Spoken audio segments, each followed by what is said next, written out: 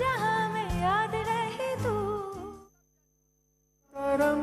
वंदे वंदे वंदे मातरम, वंदे मातरम, वंदे मातरम, वंदे मातरम, वंदे मातरम, वंदे मातरम। जो सुख दुख आराम चुनौतियों के बीच भी धैर्य के साथ अटल अडिग और सम रहता है, वही अमृत को प्राप्त करता है, अमरत्व को प्राप्त करता है।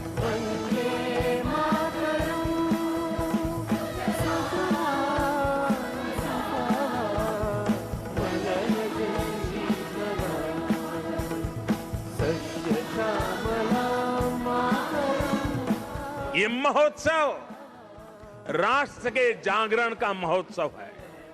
ये महोत्सव सुराज्य के सपने को पूरा करने का महोत्सव है। वंदे मातरम, वंदे मातरम, वंदे मातरम, वंदे मातरम।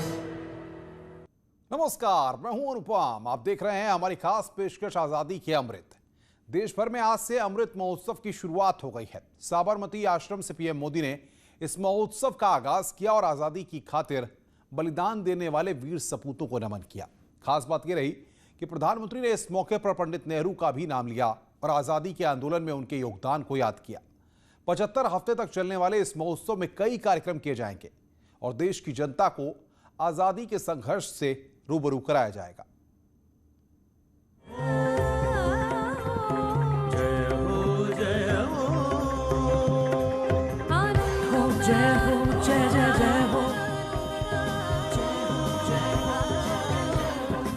ये आजादी का अमृत महोत्सव है जिसे हिंदुस्तान सेलिब्रेट कर रहा है। बापू के दांडी मार्च के 91 साल पूरे हो गए हैं और आजादी के 75 साल पूरे होने को हैं। ऐसी की खुशी में पूरा देश अमृत महोत्सव के जश्न में डूबा है। महान विभूतियों को याद किया जा रहा है जिन्होंने कभी हथियार नहीं उठाया, लेकिन जब वो निहत्थे निकले तो अंग्रेजों के पसीने छूट गए। देश को नेतृत्व देने वाली सभी महान विभूतियों के चरणों में आदरपूर्वक नमन करता हूं। अमृत महोत्सव में पीएम ने देश के उन नेताओं को याद किया जिन्होंने आजादी के लिए अपना सब कुछ न्यौछावर कर दिया। बापू, नेहरू और पटेल सरीखे नेताओं के योगदान को याद करते हुए प्रधानमंत्री ने उन्हें नमन किया। साथ ही उन शहीदों को सलाम किया जिन्होंने देश के लिए सर्वोच्च बलिदान दिया। पंडित नेहरू, सरदार पटेल, बाबा साहब आंबेडकर, सुभाष चंद्र बोस, मौलाना आजाद, खान अब्दुल गफार खान, वीर सावरकर जैसे अनगिनत जननायक, ये सभी महान व्यक्तित्व आजादी के आंदोलन के पथदर्शक रहे हैं। आज इन्हीं के सपनों को भारत बनाने के लिए, उनके सपनों का भारत बनाने के लिए हम सामूहिक संकल्प ले रहे हैं, इनसे प्रेरणा ले रहे हैं। आजादी का ये अमृत महोत्सव 75 हफ्ते तक चलेगा। इसमें देश के अलग अलग इलाकों में महात्मा गांधी के दांडी मार्च के बारे में लोगों को बताया जाएगा। इस महोत्सव का मकसद आजादी के उन मतवालों के बारे में देश की जनता को बताना है जिन्हें इतिहास में कहीं जगह नहीं मिली। पीएम ने इस महोत्सव को इतिहास और भविष्य के लिए बेहद अहम बताया कि हम आजाद भारत के इस ऐतिहासिक कालखंड के साक्षी बन रहे हैं। आज दांडी यात्रा की वर्षगांठ पर हम बापू की इस कर्मस्थली पर इतिहास बनते भी देख रहे हैं और इतिहास का हिस्सा भी बन रहे हैं।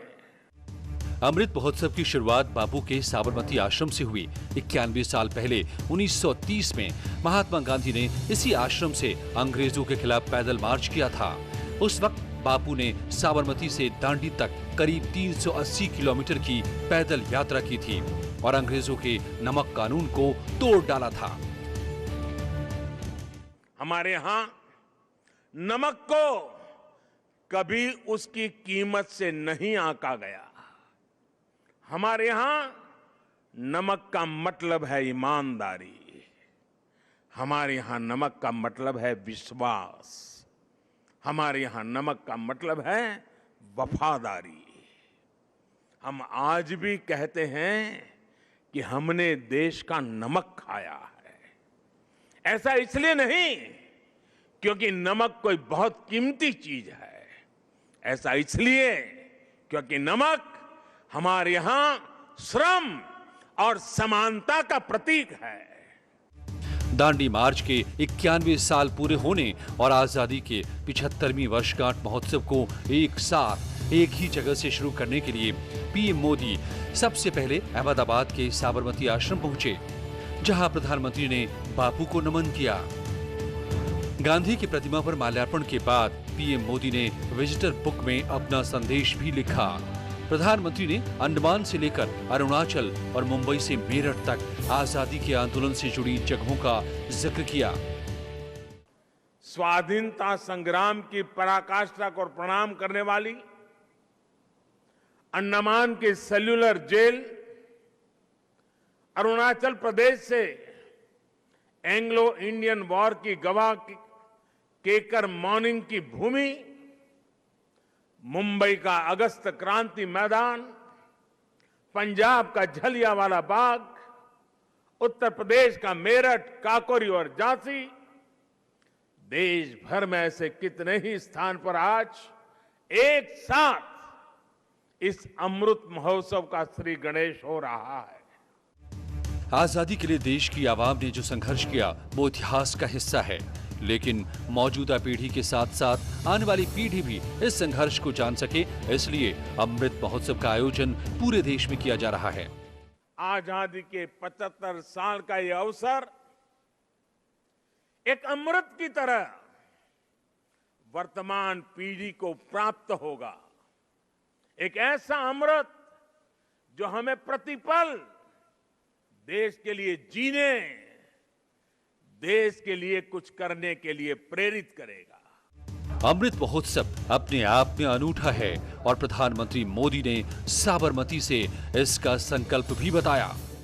हमारे यहाँ वेदों में एक वाक्य है, मृत्यो मृक्षीय मामृताम, अर्थात हम दुख, कष्ट, क्लेश और विनाश से निकलकर अमृत की तरफ बढ़ें, अमरता की ओर बढ़ें। यही संकल्प आजादी के इस अमृत महोत्सव का भी है। पीएम मोदी ने आजादी के संघर्ष से लेकर आत्मनिर्भर भारत तक के विश्वास को पूरी दुनिया को नया रास्ता दिखाने वाला बताया। और साथियों, आज भी भारत की उपलब्धियां आज सिर्फ हमारी अपनी नहीं है, बल्कि ये पूरी दुनिया को रोशनी दिखाने वाली है, पूरी मानवता को उम्मीद जगाने वाली है। भारत की आत्मनिर्भरता से ओतप्रोत हमारी विकास यात्रा पूरी दुनिया की विकास यात्रा को गति देने वाली है। आजादी का अमृत महोत्सव पूरे देश में चलेगा और इसके तहत अलग अलग कार्यक्रम होंगे। इसी कड़ी में प्रधानमंत्री नरेंद्र मोदी ने अहमदाबाद में दांडी यात्रा को रवाना किया। 81 यात्री साबरमती आश्रम से रवाना हुए। अमृत महोत्सव को पीएम ने देश में नई ऊर्जा का संचार करने के लिए बेहद अहम बताया। उम्मीद की जानी चाहिए कि ये महोत्सव इसी तरह चलता रहेगा और इतिहास से सीख लेते हुए मजबूत भविष्य के लिए काम करेगा।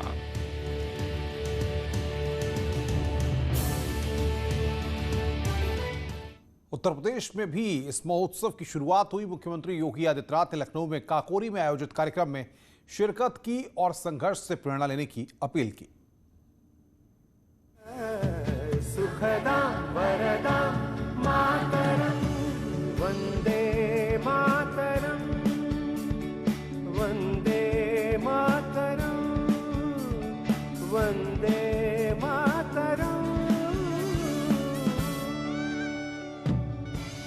पीएम नरेंद्र मोदी ने अहमदाबाद के साबरमती आश्रम में अमृत महोत्सव का आगाज किया तो काकोरी से सीएम योगी आदित्यनाथ ने इसकी शुरुआत की। मुख्यमंत्री ने काकोरी में शहीदों को नमन किया। काकोरी शहीद स्मारक में अमृत महोत्सव में सीएम योगी आदित्यनाथ ने शहीदों को श्रद्धांजलि दी। कार्यक्रम में प्रधानमंत्री नरेंद्र मोदी भी वर्चुअल माध्यम से जुड़े। 4 फरवरी 1922 को इस देश के अंदर आजादी के आंदोलन को एक नई दिशा देने वाली चोरी चौरा की ऐतिहासिक घटना भी घटित हुई थी। और चोरी चौरा की इस घटना के 100 वर्ष होने के उपलक्ष्य में 1 वर्ष तक चलने वाले कार्यक्रमों का शुभारंभ आदरणीय प्रधानमंत्री जी के कर कमलों से 4 फरवरी 2022 को प्रदेश सरकार पहले ही प्रारंभ कर चुकी है। मुख्यमंत्री योगी आदित्यनाथ ने लोगों से अपने कार्य क्षेत्र में ईमानदारी से काम करने की अपील भी की ताकि 2047 तक एक भारत श्रेष्ठ भारत की परिकल्पना साकार हो सके।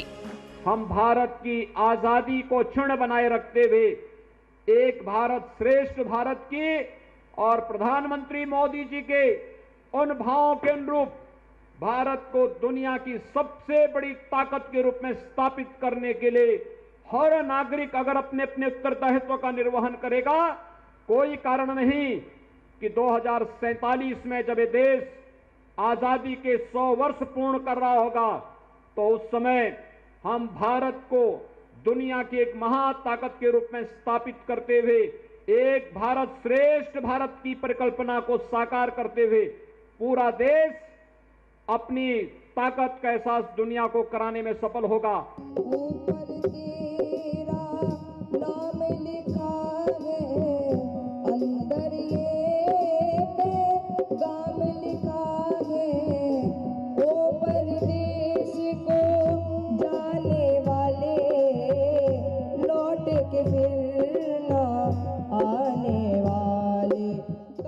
अमृत महोत्सव को देश भर में मनाया जा रहा है और यूपी में भी इसके लिए व्यापक तैयारियां की गई हैं। पहले दिन राज्य में 4 अलग अलग जगहों पर कार्यक्रम किए गए और आगे भी ये सिलसिला जारी रहेगा। सीएम योगी ने युवा पीढ़ी से आजादी के संघर्ष को याद करने की अपील की ताकि भविष्य को बेहतर बनाने में मदद मिल सके।